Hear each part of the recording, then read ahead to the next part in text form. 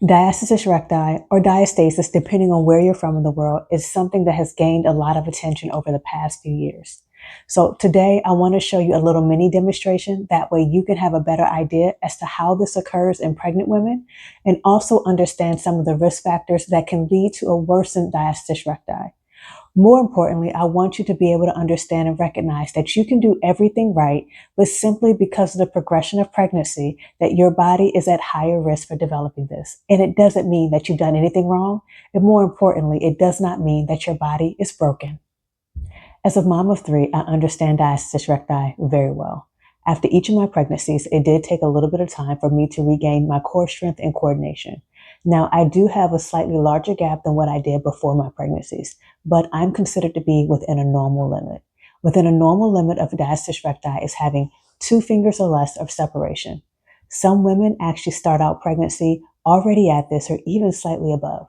Now, there are different things that you can do to try to help this from progressing or even prevent it from worsening during pregnancy and afterwards.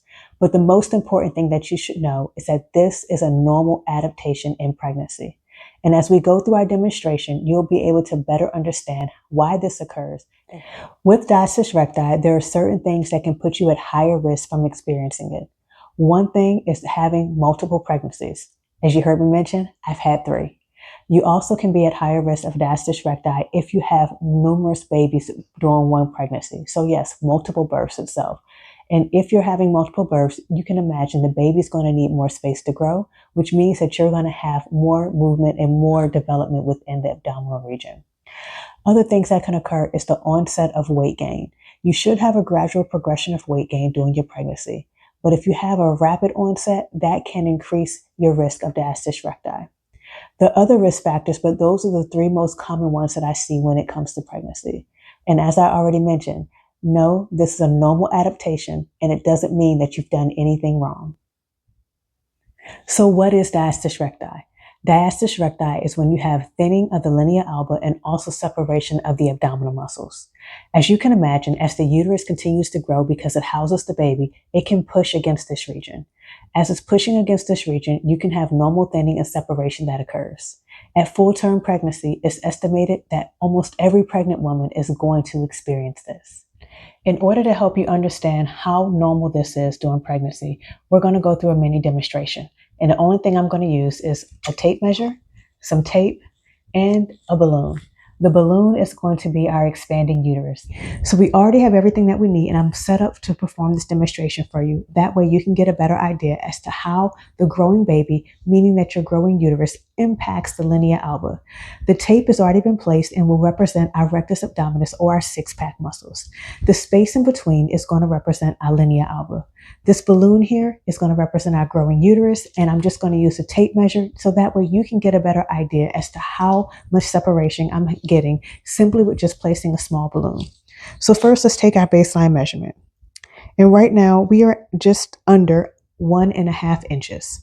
And this right here is actually my normal gap, because normal for me would be 2 fingers or less, and 2 fingers or less for me is 1.5 inches and or less for that normal diastasis recti separation.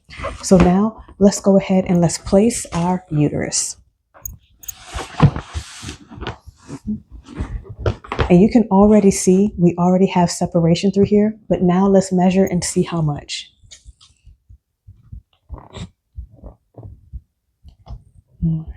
So now I'm measuring at just over 2.5 inches.